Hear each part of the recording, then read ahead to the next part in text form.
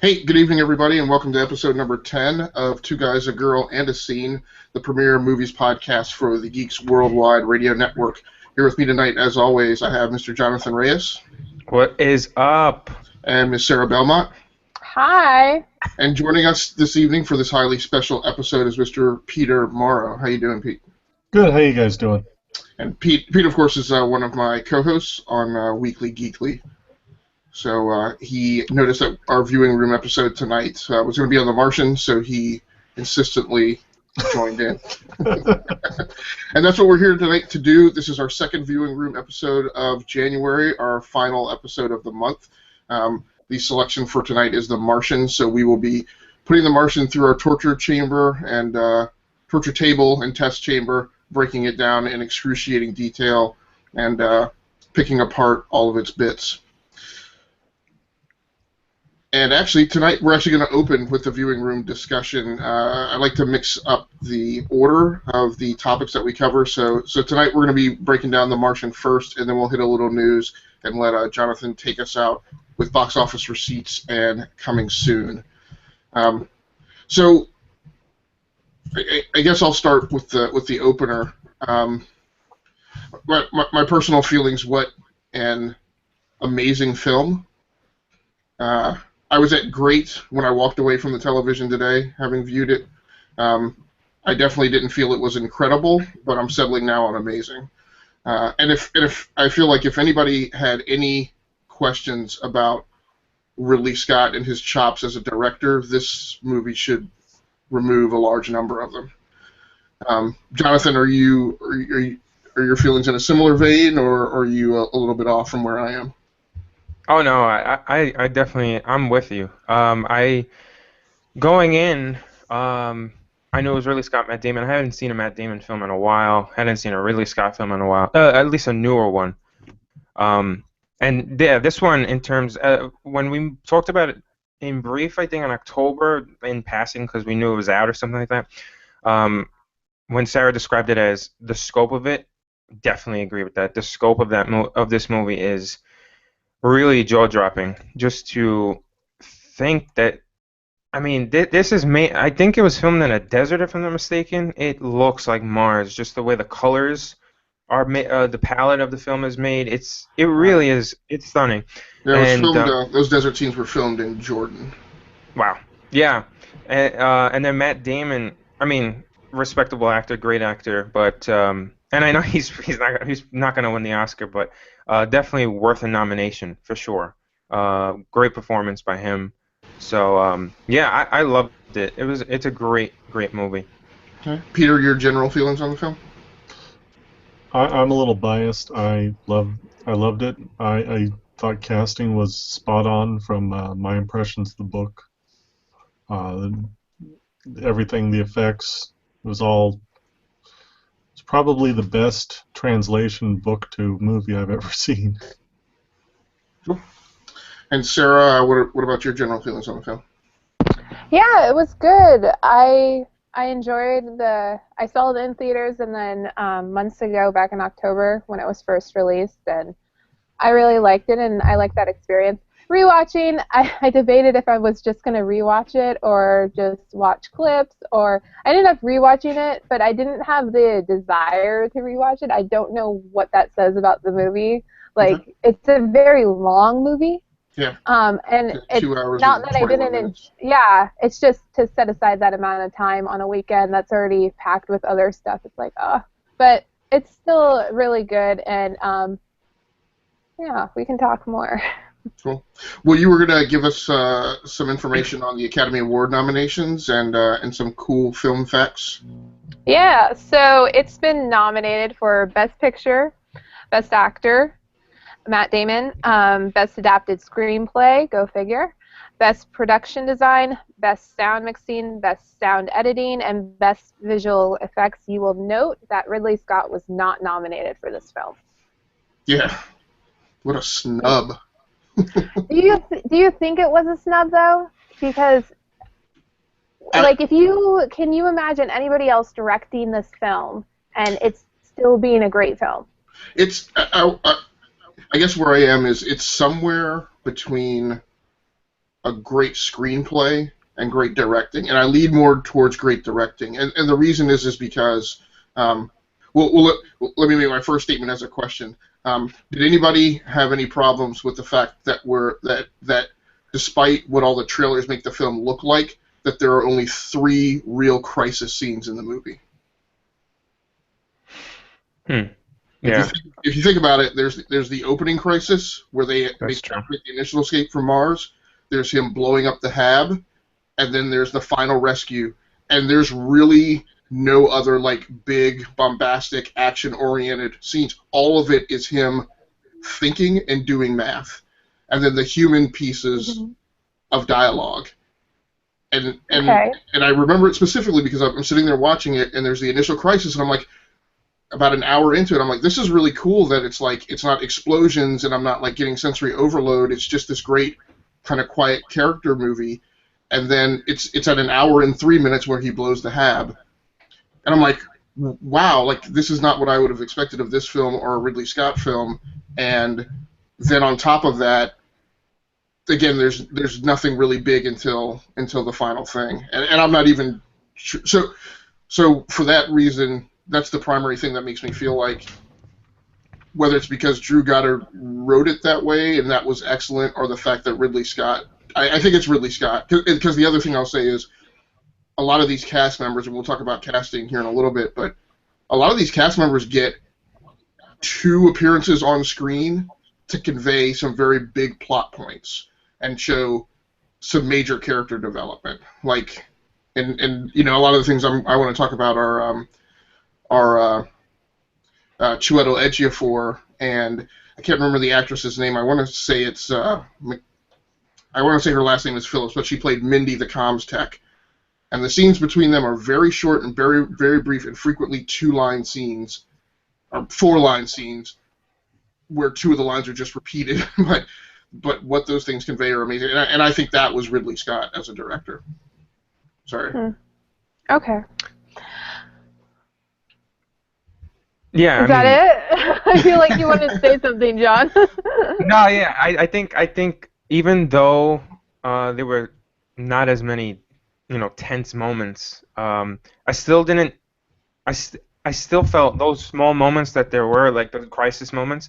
I still felt the intensity behind them, and like you said, those small character moments. They all still felt like there was a gravity to them, and a weight to what was happening in that scene, which I'm gonna agree with you. I think you have to credit the director in that case. And when we talk about casting, I think it helps too to have some really good quality actors, great actors in this movie too, to help those scenes. Because I think if you've had maybe lesser actors who don't maybe deliver the dialogue as well, I think it doesn't work. But because of the direction, because of the performances you got in those small moments, it all works, and it works really well.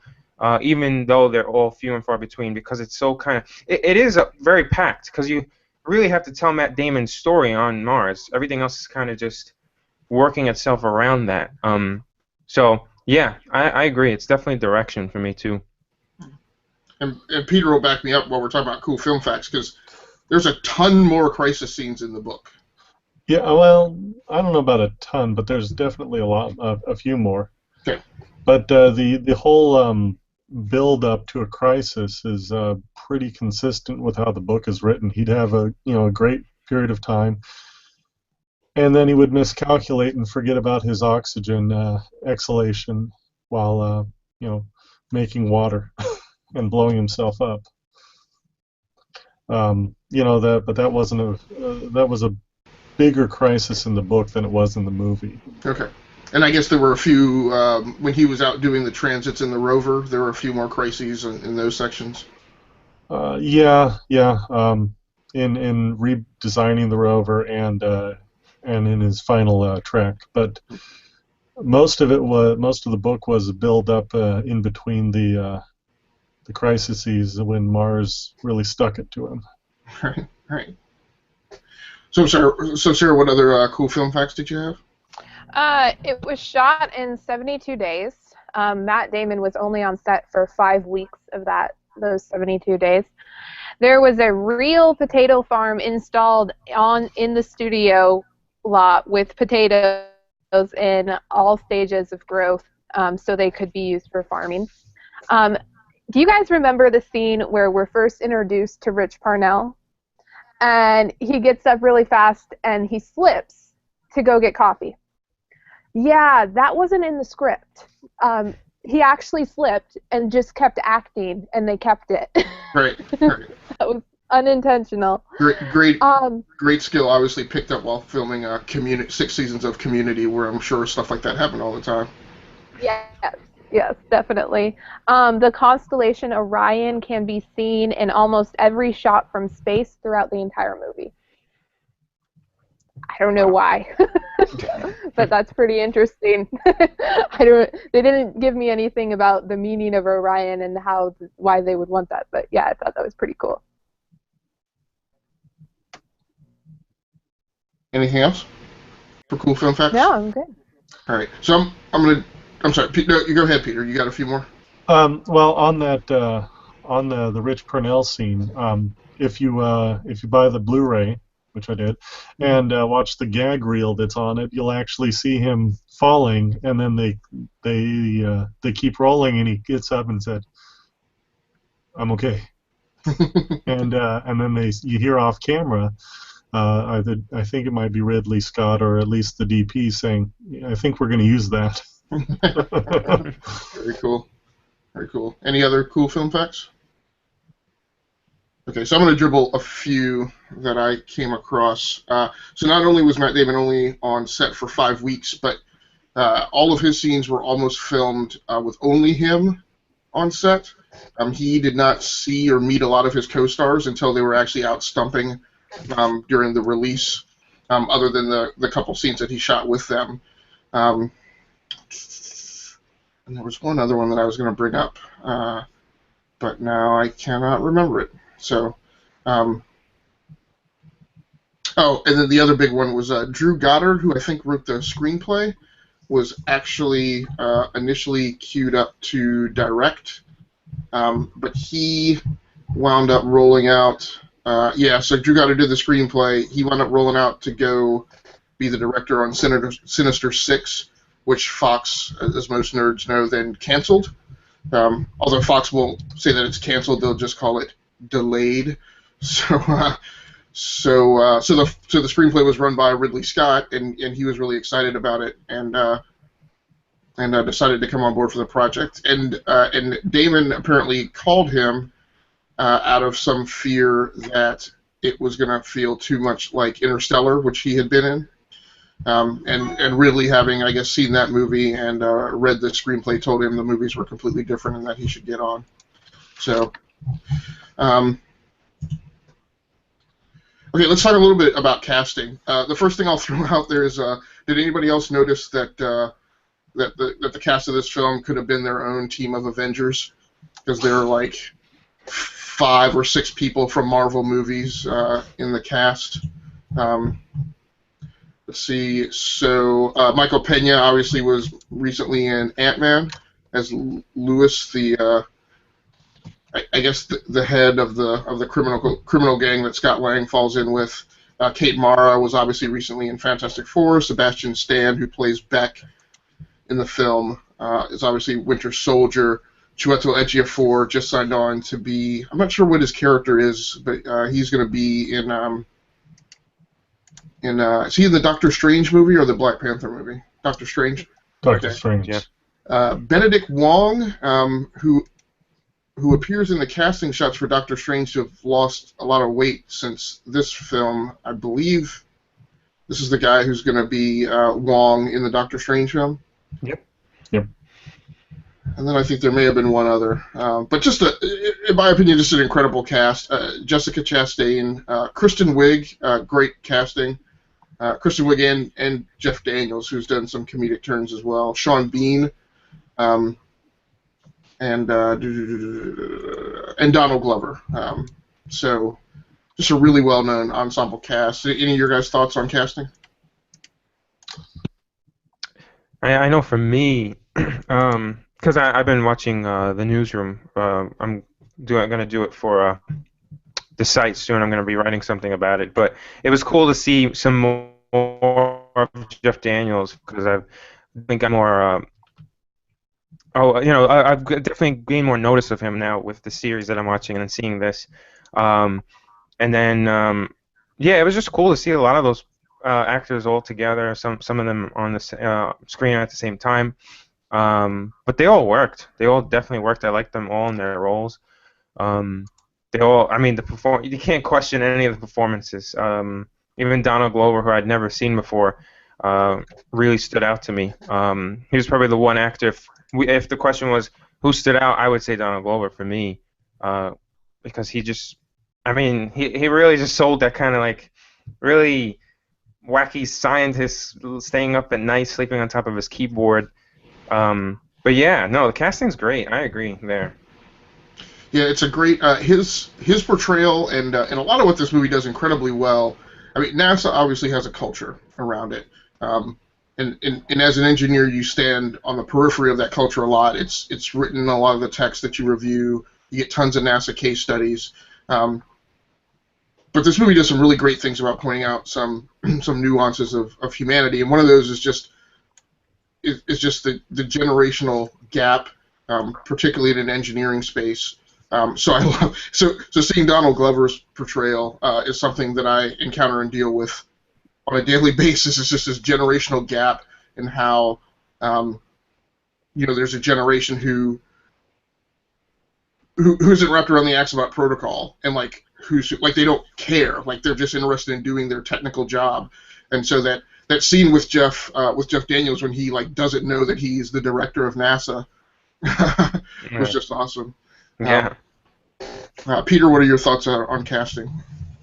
When I first read The Martian, I thought, man, this would make a great movie. And then I started thinking who I would like to see in it, and honestly, Matt Damon was at the top of my list for Mark Watney.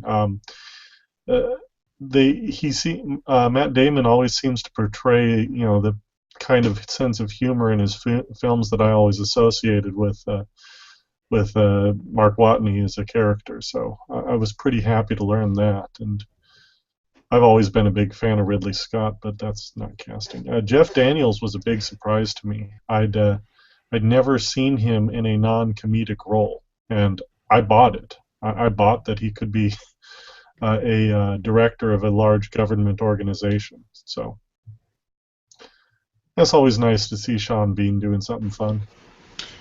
Yeah, and what stands out to me for Sean Bean's portrayal is radically different from everything else. That he is always high confidence, super poised in what he does. Maybe there's been some roles out there that I haven't seen him in, but I just loved how he was kind of this twitchy little flight director who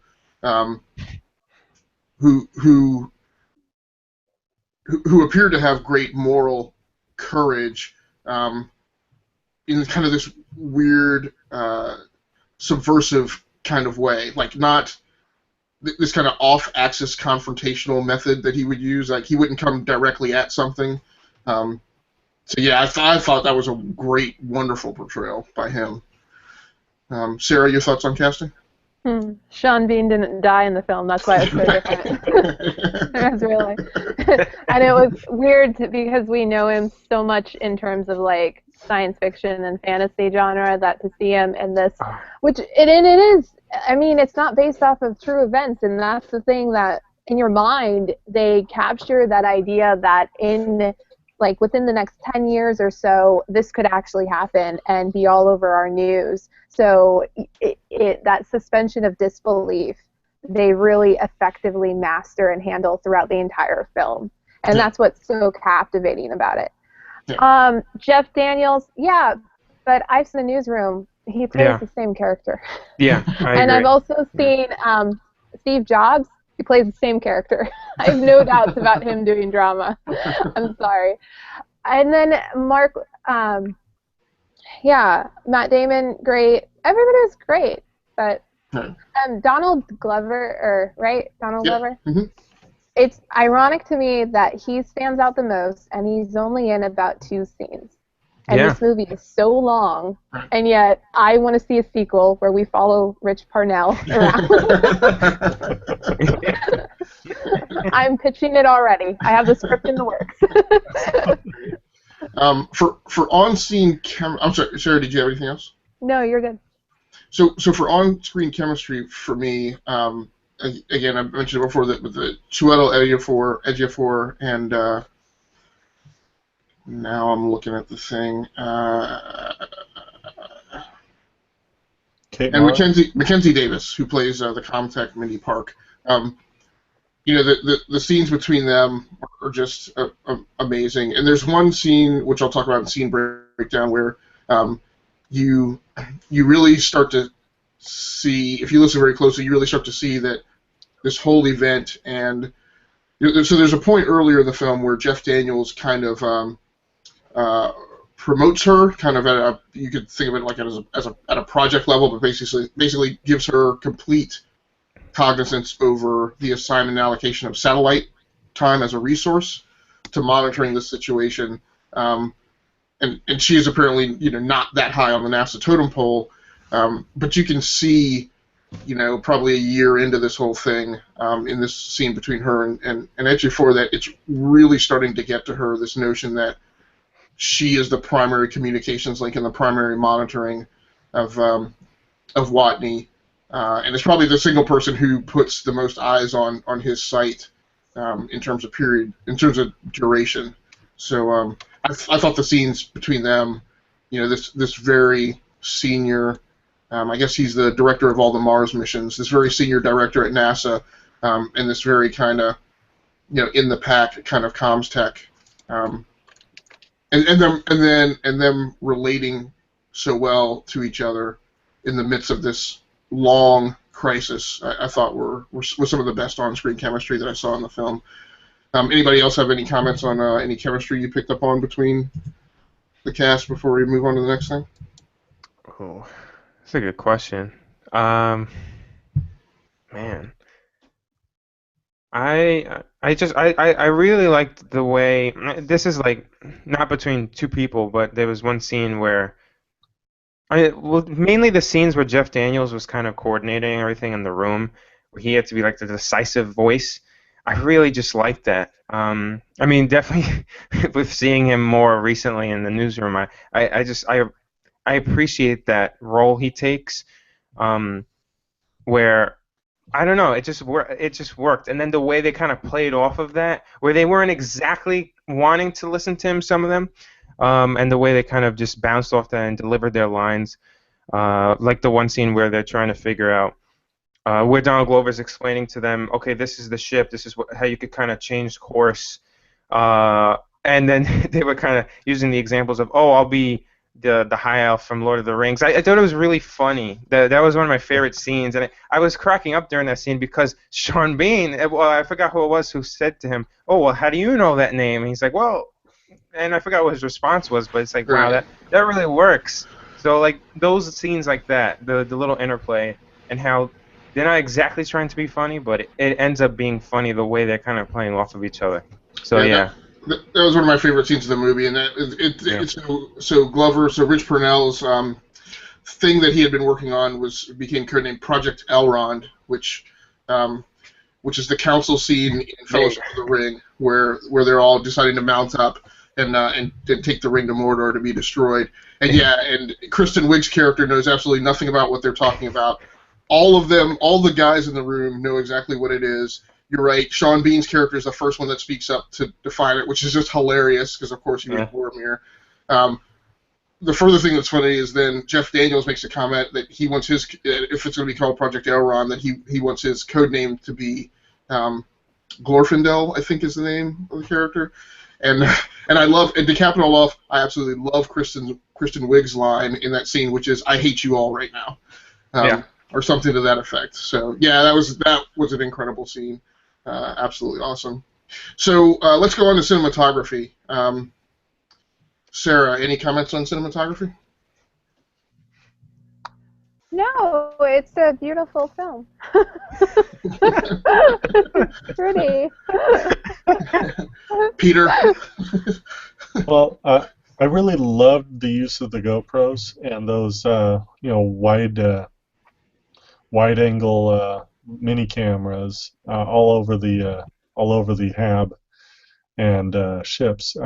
I really thought that was great use because it added it added to that suspension of disbelief and that bit of realism because that's probably what we would be seeing anytime if a NASA mission were to go to Mars. That's probably the type of camera that'd be everywhere. Yeah, And Yeah, so- I mean, yeah, you had to say something, or?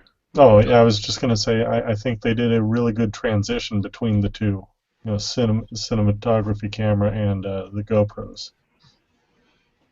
yeah. Yeah, I mean, like I said at the top, I mean, I really liked the way I don't know if the desert in Jordan looked like that, but the color, I mean, that is so. It makes you feel like they filmed it on Mars, even though they didn't. That was probably the most incredible thing to me when I was watching it. I'm saying, wow, this looks like they actually were on the planet. And then just I really each director has their own kind of like color skew or like this thing that you could see it on the screen almost like a David Fincher. It's got this. I don't know how to describe it. And I've always really liked Ridley Scott's kind of the way he lights the way he does lighting and everything. It just I really it's like this. It kind of draws you in to everything, which is really neat. So that's very filmy, but yeah. So those are my kind of two things I really liked in terms of cinematography. Yeah, and I'll probably remember bits and pieces of some of the film facts that I forgot when I was actually trying to roll through it. But it's a lot of the set production is very reminiscent of Prometheus. Yeah. And interestingly, the second, I guess, either the original Prometheus or the second film he was going to work on got delayed because he took this project instead. Thank goodness, because I don't have a particularly high opinion of Prometheus. So much happier that he decided to do this movie than do the next sequel in that. But there are also tidbits like the opening credits scene, the way the title screen, the letters fade, is very reminiscent of Alien, and a few other things. So I thought the cinematography in the movie was great. Mainly because of the things you said, Jonathan, is color palette. Like, I don't know that any of the camera work was particularly incredible. I will say the one like awesome camera piece that I loved was when Mindy the comms tech is in the little kitchenette, the first scene that you see her in, and it's this very austere kind of sterile thing, and then she walks out of the kitchenette and she's approaching her chair, and they do a Steadicam shot where the camera pulls back and then rotates up on a gurney, and it's simultaneously pulling back, and you see the NASA control room, and I'm just like, that to me was like a jaw-dropping scene when you consider the magnitude of what goes on in that room. I also thought it was interesting that from as far as a plot point or story piece that they would do their routine operations in that same space where they clearly run a skeleton crew most of the time, but then it's a packed standing room only when they're actually doing a launch event. So that was very cool. Sarah, I think you did want to talk about sound mixing and editing. Yeah, during the rewatch, I really noticed how the major scenes, the major crisis scenes, as you guys were talking about them before, are so well executed because of the sound design, and that stems from the editing and the mixing of it, because you have all these components and you can identify individually every single sound that's going on, while simultaneously you're just in chaos, and it's just masterful how they do that. And we'll get into this later on, but even in the final sequence, where I call it the space dance scene, where he's finally getting rescued, the music is perfectly timed with like the movements and the oh my god, is he gonna grab the rope or not? And it's beautifully executed in that sense, and it just adds more tension to everything that's happening. And I think that's why I really liked watching this in theaters, is because it really pays off more in that experience than when I'm watching it on my laptop.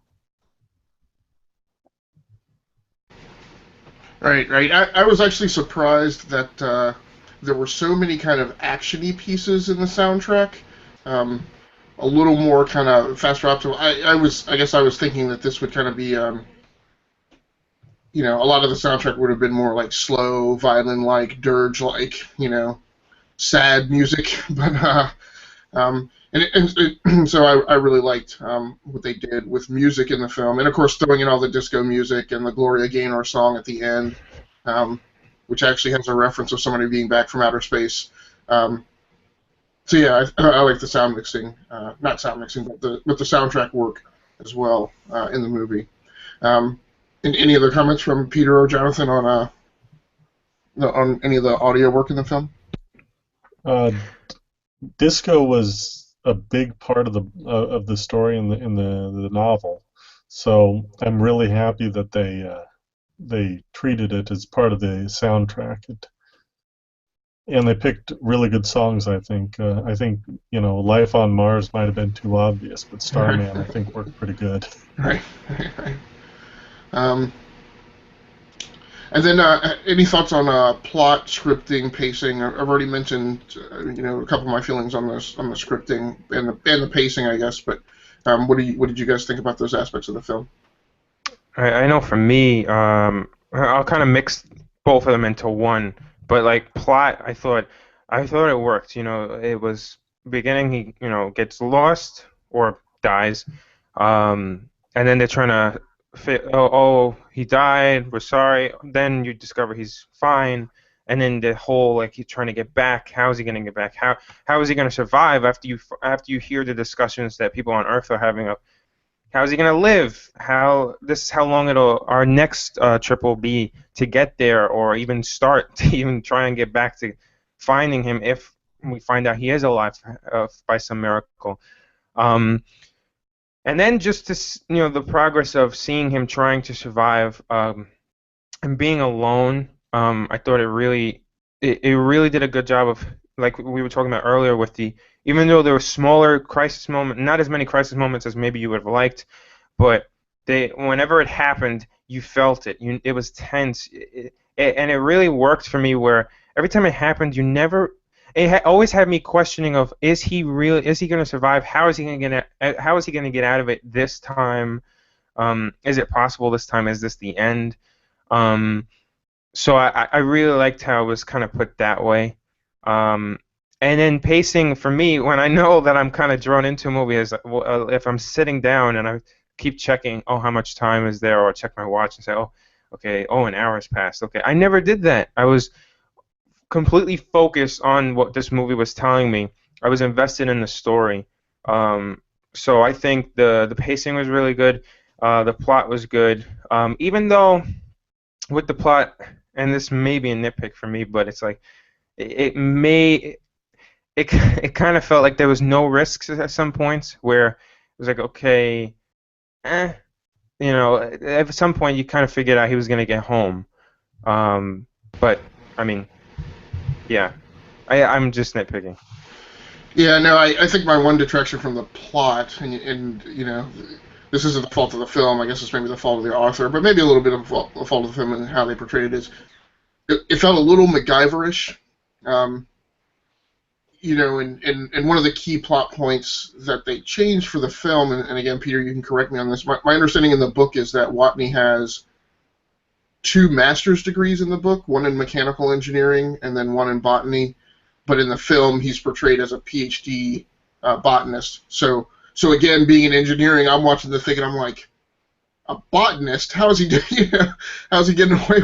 How's he doing all this stuff? But I kind of wrote that off fairly early. But there were a couple times where I just really felt like, well, again, and I went kind of around the horn on this where it was a negative, but then as I walked away from the film, it was a positive. That's what I was thinking. Right at about that 1 hour point, I was like, he's a botanist. He's figuring everything out. Like I don't, like you said, Jonathan. I'm not quite certain there's a threat. And then of course he blows the hab, and then I'm like, oh, okay, wow. And then again, and then as I exited that part, that 1 hour 3 minute mark in the film to the end, that's when that's where I felt like I got what Ridley was doing, is that he's not giving you a bunch of crisis pieces so that when there is a crisis, you know it's no BS. Like this is a crisis and a question of whether or not he's going to pull this thing off. So, Peter or Sarah, your guys' feelings on plot, scripting, pacing? I really like the adaptation. It with a few minor exceptions, everything I was hoping to be in the plot made it into the plot. They spend a lot more time going over the science in the book, and you're right. In the book, he is portrayed as having at least two degrees, one in mechanical engineering and the other in botany. Botany being his primary, what he went to school for originally. The mechanical engineering happened as a part of his NASA training because he was supposed to be the fix-it guy, the guy who was supposed to keep everything running, and that played a role in the book during the Hermes flight back to Mars because things were breaking down, and I kind of wish they'd put that in because it would have added a little bit more of that are they going to make it home factor. Is they have a reactor problem, their ship life support starts getting kind of rough, but the only thing I think that they added that was better than the book was the very end.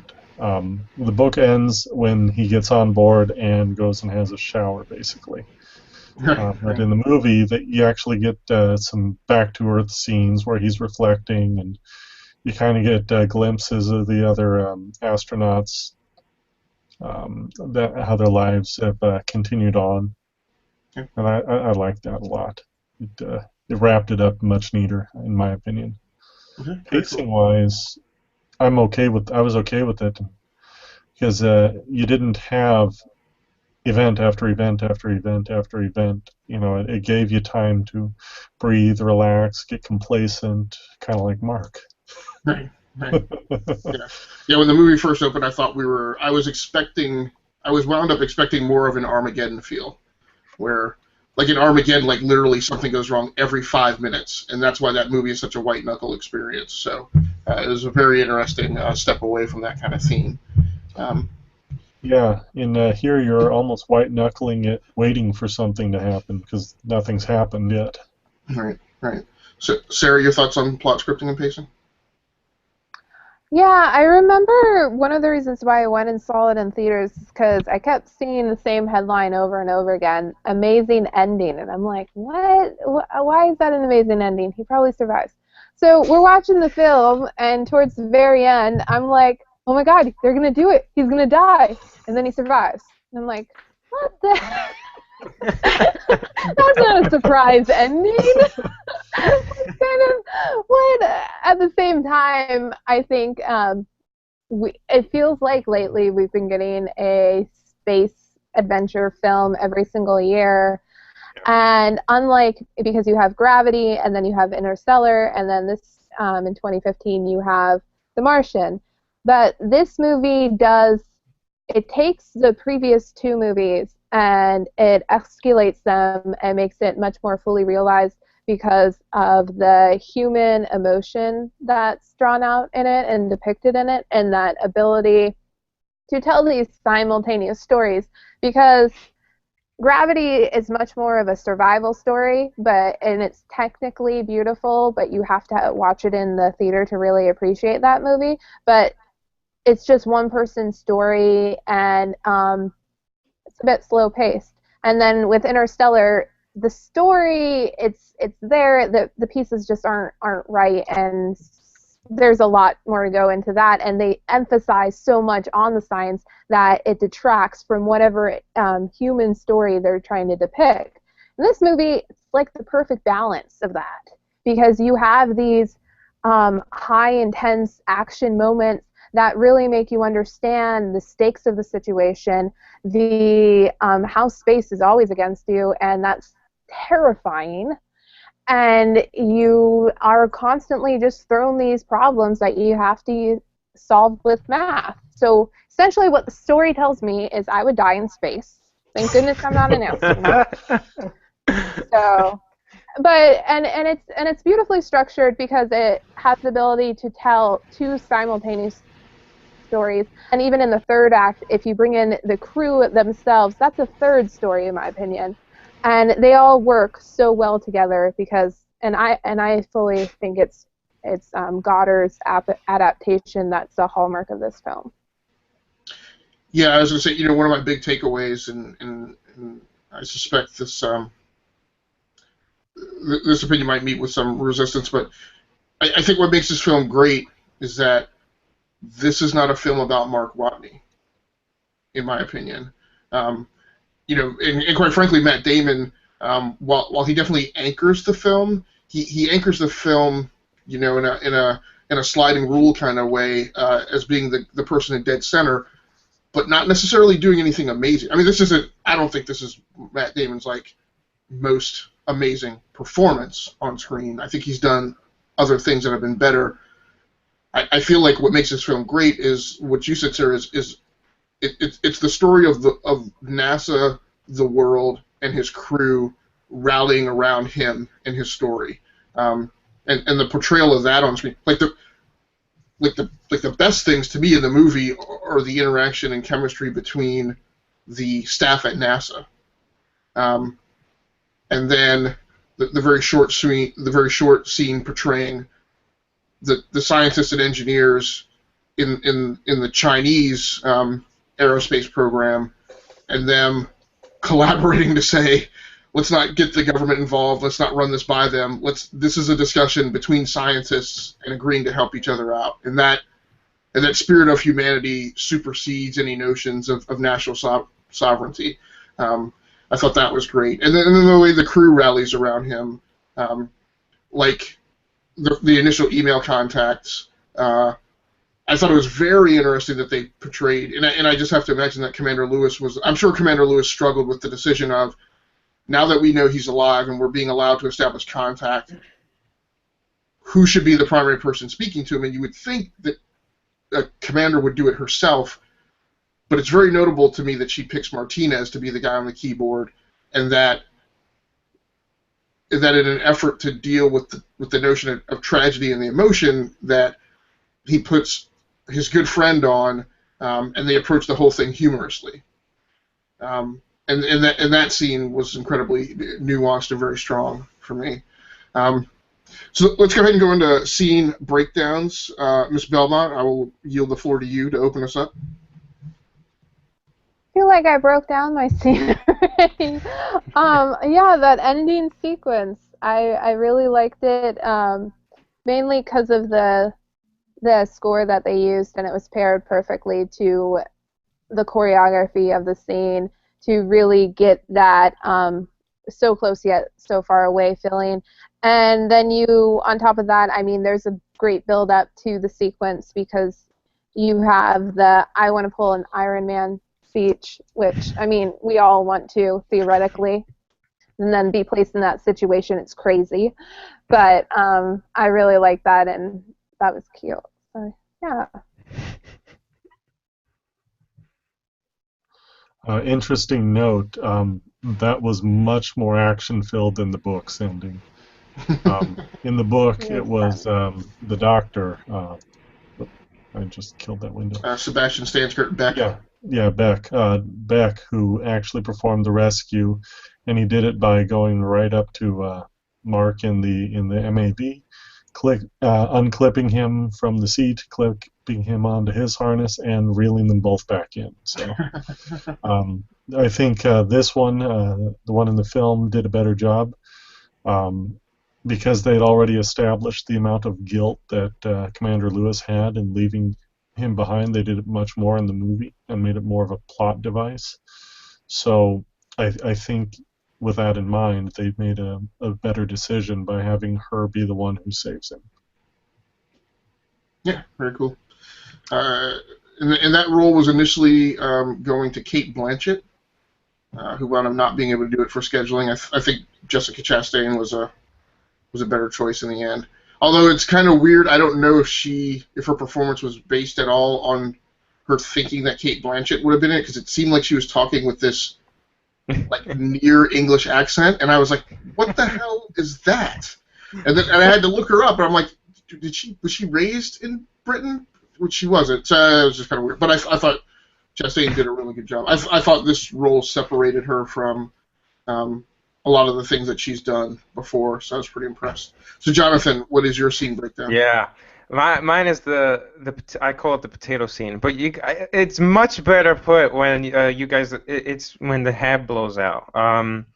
Because to that point, I'm watching the movie, and it's better. I think an hour and 15 or so in when it happens, and it's just like once you settle into the fact that he's like, okay, I gotta science this shit and everything. You're like, okay, and you kind of go along with him, and the music's going. You're like, yeah, I'm on this kind of coast. You're cruising. You're on cruise control with him, and then all of a sudden the hat blows off, and you're like, oh my god, the potatoes. He put the crap down on the ground so it could work, and it's not when that happened.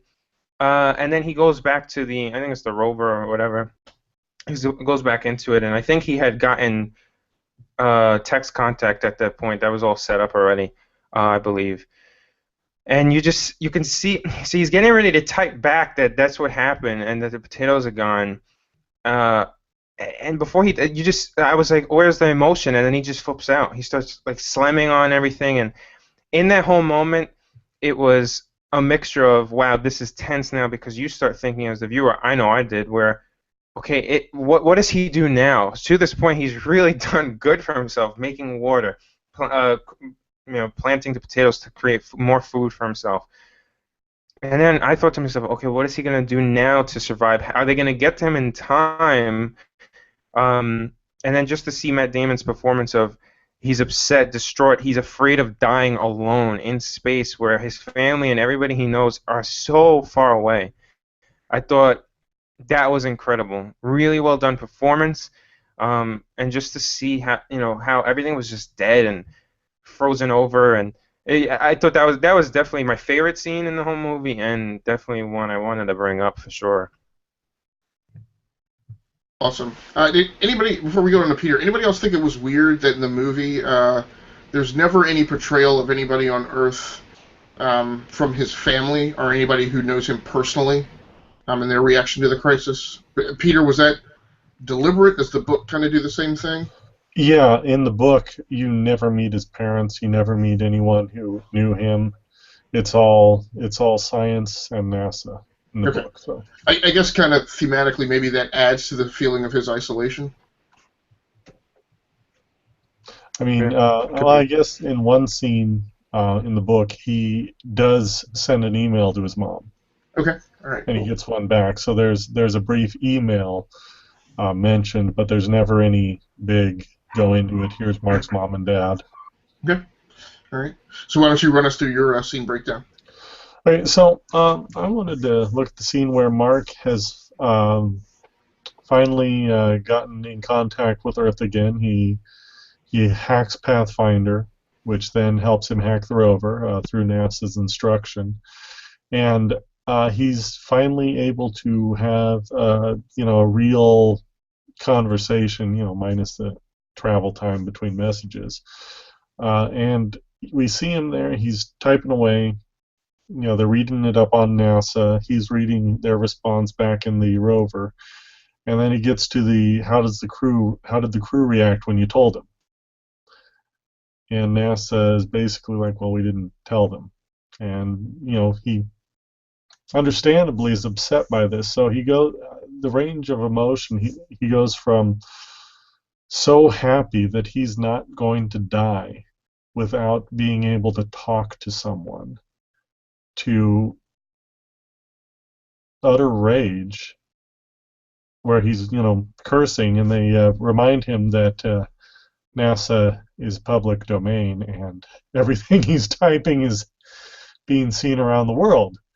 and you see him type something, and then they flash to NASA. The gals blush, and the the guys kind of shake their heads.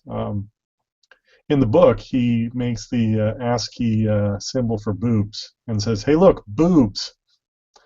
I wish they'd left that in, but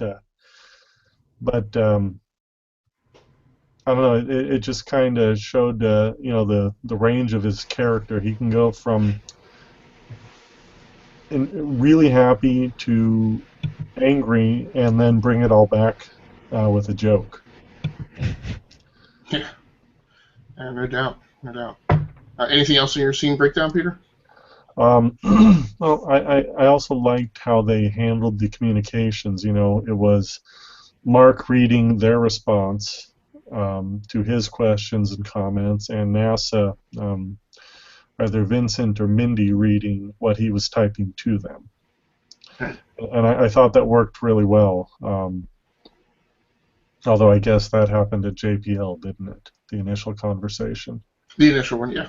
Yeah. So I liked that back and forth, because it would have been boring just to read it on a screen, or have Mark read the whole thing, or NASA read the whole thing. So.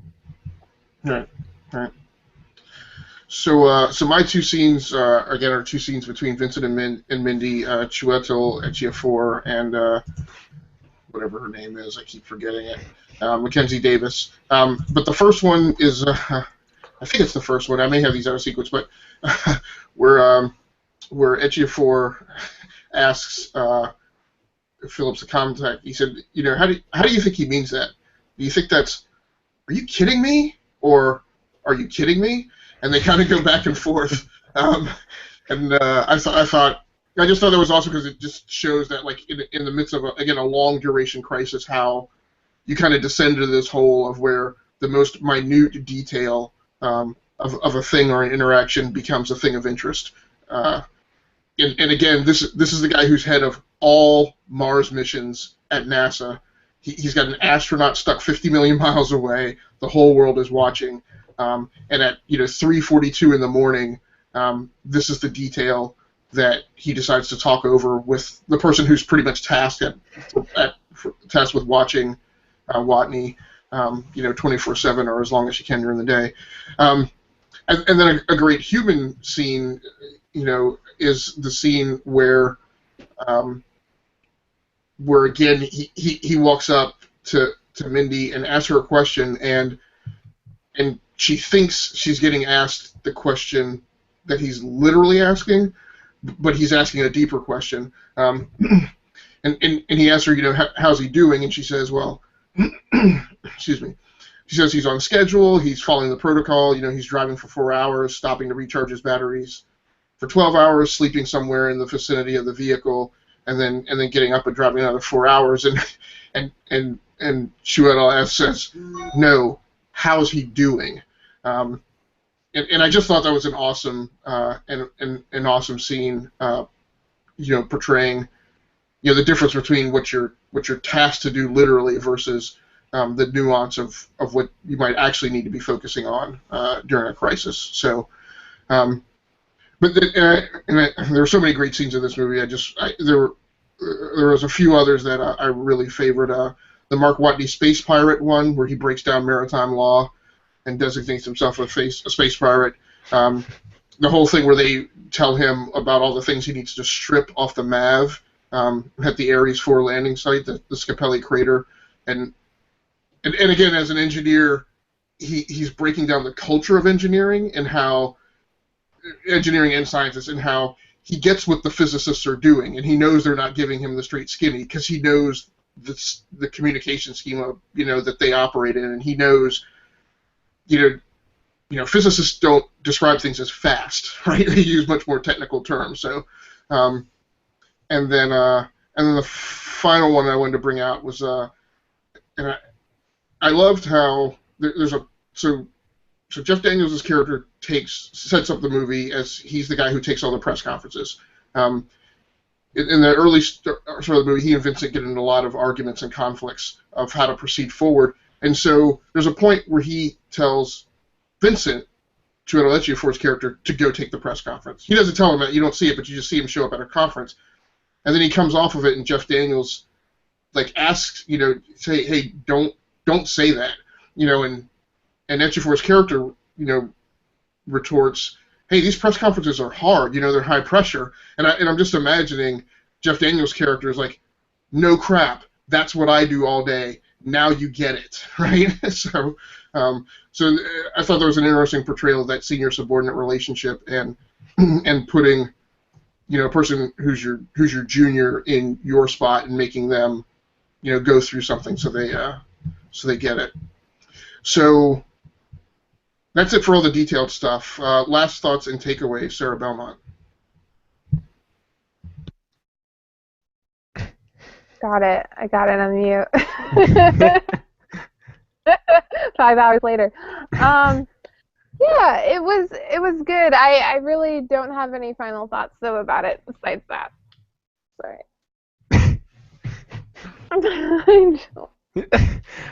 For me, this is yet another back-to-back viewing rooms where I wish I could have had a redo on my DWW movies of 2015, because this definitely would have been in my tops also. So I'm definitely glad I got to see it. I mean, it's a really good movie, and I've been sitting here the whole time trying to say, man, like, what is wrong with it? And I keep trying to nitpick at it. And when you're doing that to anything, at least for me, I think that's when it's really, really good.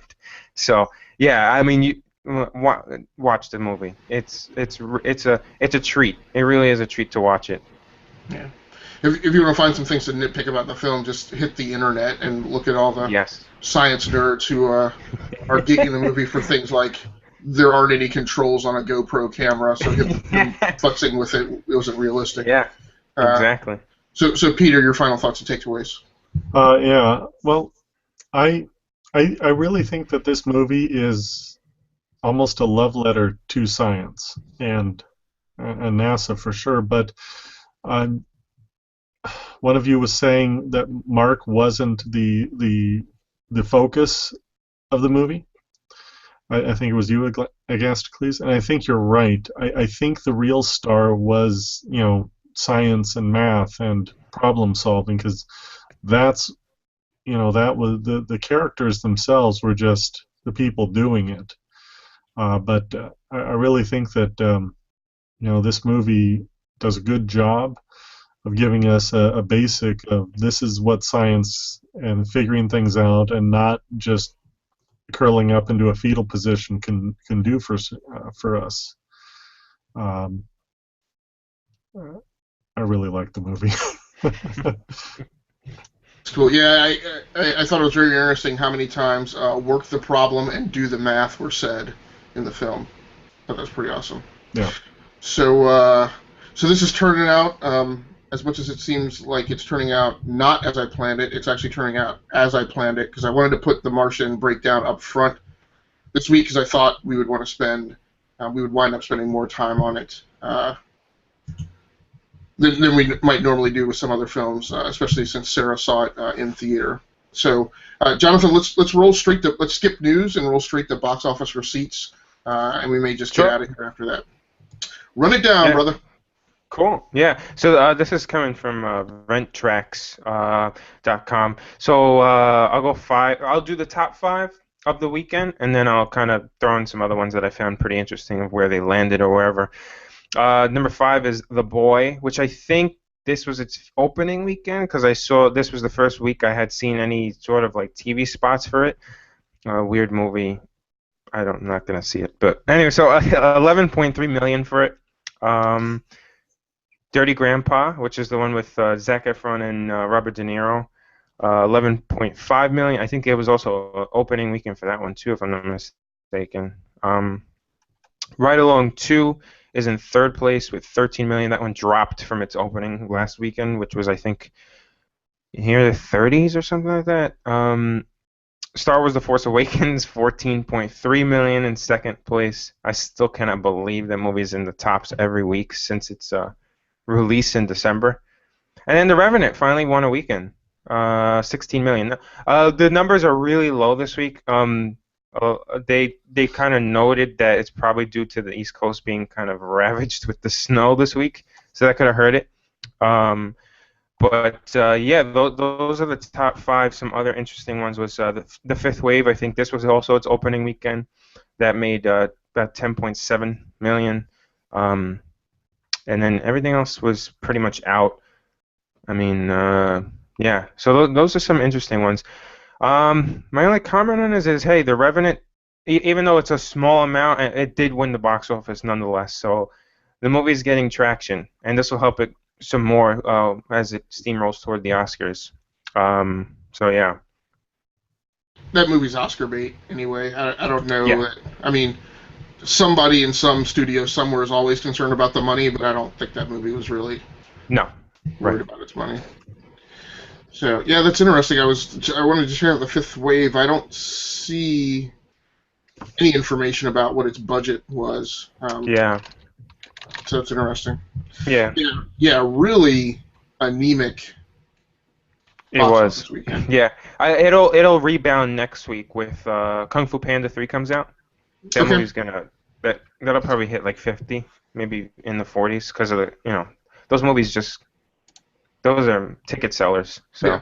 Do they maintain? Do you think though is that far into the franchise? I mean, did Shrek was Shrek still a big winner in its like third film? I kind of feel like with animated films that they start by the time they hit the third film, they're kind of just grinding. That's a good question. I definitely don't think this one's going to be as popular as its past ones, but I think this will definitely draw a lot of people. What were you going to say, Peter? Sorry. The budget for the Fifth Wave is $38 million. Okay. Oh wow. Okay.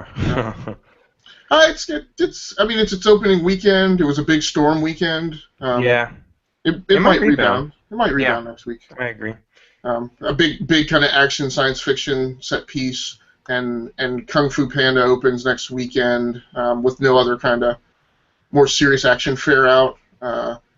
In terms of coming soon, you've got The Finest Hours coming out next week, which is Chris Pine in a Coast Guard movie based on a true story from That's right. two oil tankers colliding and getting destroyed off the coast of Cape Cod in 1952. The negative for that one is there's really not anyone else in the film of note. You have Casey Affleck, but I think he's so not known. I love Casey Affleck. I think he does a great job. I think I can't remember the name of the film, but the one. Crap, I can't remember the Western that he was in. Does anybody know what I'm talking about? The one where he kills Jesse James. The Assassination of Jesse James? Yes. You don't have That's what it's called. You don't have to sound that flippant derisive, Belmont. Jesus.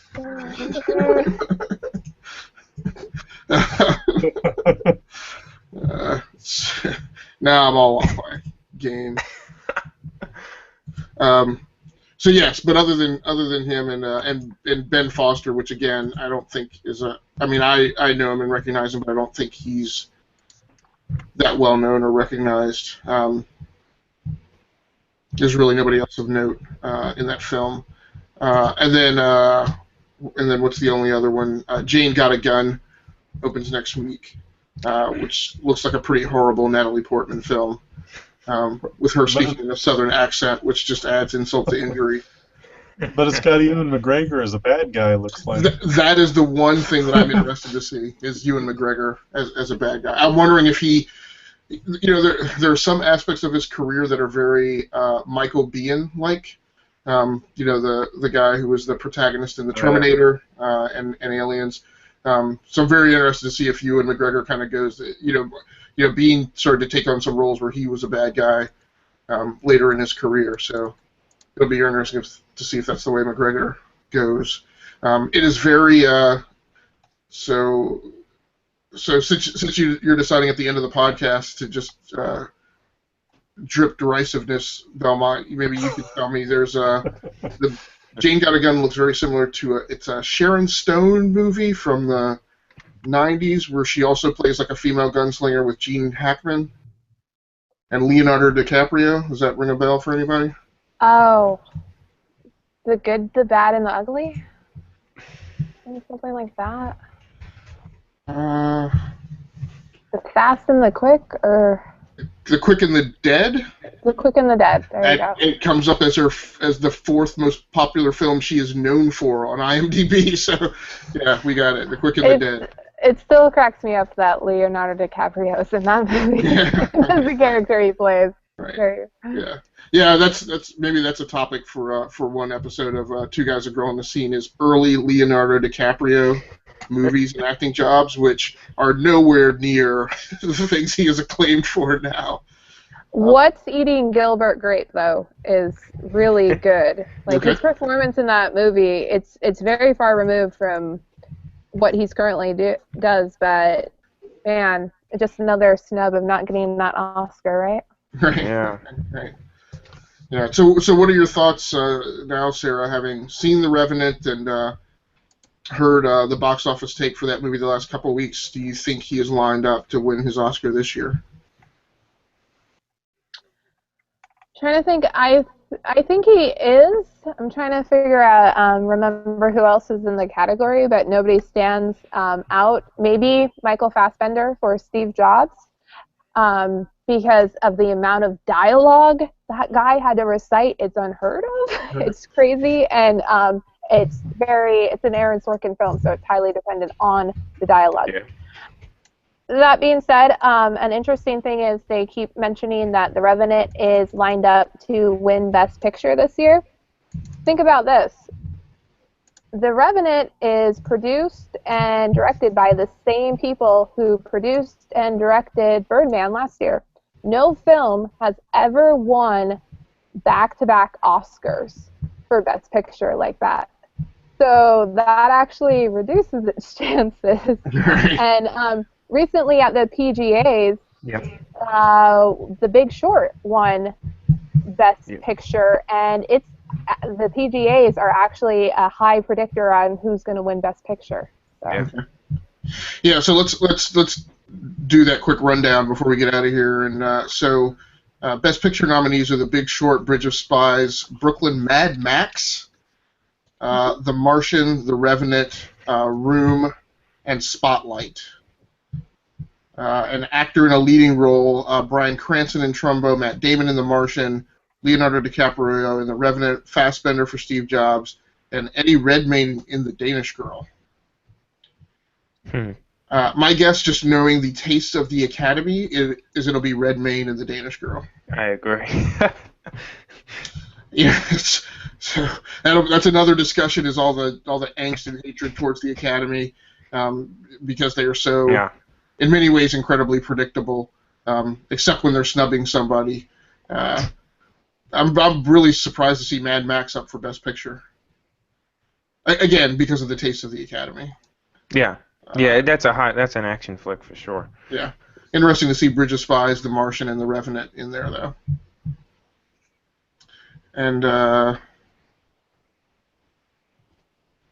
yeah, so that'll be interesting. It'll be interesting. I mean, the only reason the Oscars will be interesting as far as seeing the wrap up the day after is because I've paid more attention to the movie scene this year.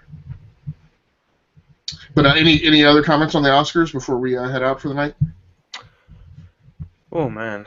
Yeah. No. I mean, I think I want Leonardo DiCaprio to win. I mean, comparing his performance to the other roles to the other ones on that list, I mean, he's got to get it. I mean, we always say that, though. I mean, at least I do. I mean, you always see. Yeah. I think he's going to get Denzel'd.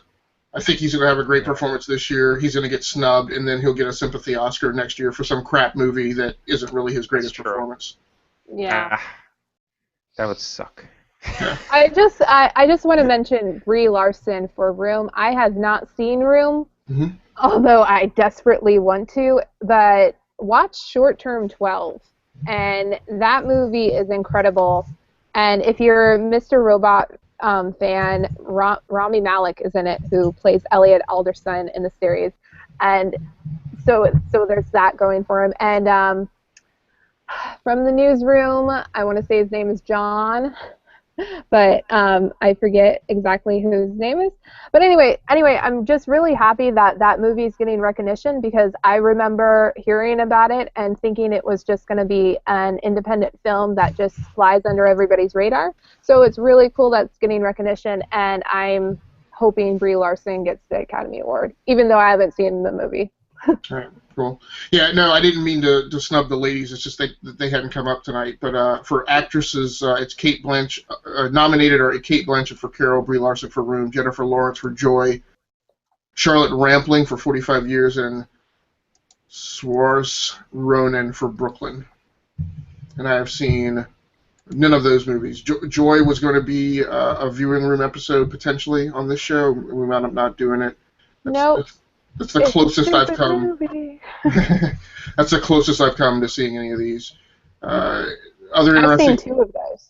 Ah, okay. Well, your viewing tastes always wind up being better than ours, Sarah, which is why you're on the show. So we've got interesting notes. Is Tom Hardy's up for actor in a supporting role for The Revenant. Mark Ruffalo up for Spotlight. Sylvester Stallone up for supporting actor for Creed. And actresses in a supporting role: Rooney Mara for Carol, the sister of Kate Mara, who we've just been talking about tonight. Rachel McAdams for Spotlight. Alicia Vikander, who was in our first viewing room episode movie for this month in Ex Machina, is up for The Danish Girl. And Kate Winslet for Steve Jobs, and I didn't even know she was in that movie. You know, I haven't seen The Danish Girl yet, but Right. just watching the trailer, I remember thinking, wow, Alicia Vikander is really talented in that, but I kind of wish she was nominated for Ex Machina. 'Cause Yeah. it's so Right. good. So this is really interesting. So cinematography, The Hateful Eight and Mad Max and Revenant are nominated. No nomination for The Martian for cinematography, which I find flabbergasting. Yeah, I agree. The Revenant. Oh, go ahead, Peter.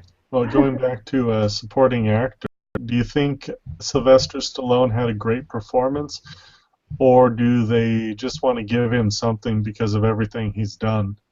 So he has Oscars for Rocky, right? The first one. Yeah. I don't know. I mean, complete speculation. I don't know that the Academy would feel like they owed Sylvester Stallone anything. He will probably definitely get a Lifetime Award at some point. I haven't seen Creed, but from only talking about it in terms of comparing it to what he's recently done, what he's recently done has been The Expendables. Great movies. His performance was clearly on an upswing from those movies, so I can't really argue him being nominated. And I see the directing snub here. First one was Ridley Scott for The Martian. And then we get into all the stuff. So Star Wars nominated, The Force Awakens nominated for a film editing Oscar. So a Star Wars film finally makes them work. I think Star Wars films have been nominated in the past, maybe the original trilogy films, for things like special effects or whatever, but nothing really of any major significance. And John Williams has gotten nominated for musical score for those movies, as he is up for it again this year for the Force Awakens soundtrack. All right. And I'll take it back. So The Martian is up for an Oscar for production design. So I think it would be appropriate for it to win that, since it's not up for cinematography. And sound editing, Sarah. It's up for that as well. We kind of recapped this at the beginning of the show. I Just saying. remember. Well, you guys did not give me all of these other categories. Yes, I did, sir. Yes, I did. I was there. I have my list. I will catch it on the replay. Yes, you will. All right, guys. Anything else we need to talk about tonight before we get out of here? All right. So thanks so much Watch for The anybody. Martian. Watch The Martian, definitely. Exactly. So thanks a lot for anybody who watches us live or anybody who watches this after the fact. We appreciate you joining in. Please go to SoundCloud and iTunes and rate us and subscribe, but only if you're going to rate us high. And if you have negative feedback, just write me directly. No, seriously. Give us all the feedback that you have, whether it's good or bad. We will take it and use it as it is, as would be appropriate. If people want to catch up with us on Twitter, you can catch up with Mr. Jonathan Reyes at Wordy Nerdy. You can catch up with Sarah Belmont at SJ Belmont. Peter, you're going to have to throw yours out for me because I don't have it memorized. That's all right. Edrickson_Tarot. Okay. And you can catch up with me on Twitter at Aglasticles That's 2 S's in the middle. Anything else anybody needs to plug? No, I want to thank Peter for coming on. It was awesome having you on and talking some Martian, man. That was awesome. Yeah, thanks. I'm actually a rabid fan of listening to you guys deconstruct movies, so this is quite a treat. Oh, man. That's so cool. Seriously humbled. Thanks a lot for that. I appreciate it. Yeah. All right. Well, thanks a lot, everybody, for joining in. With that, episode 10 is in the can, and we are out of here. Boom. Who the heck was that?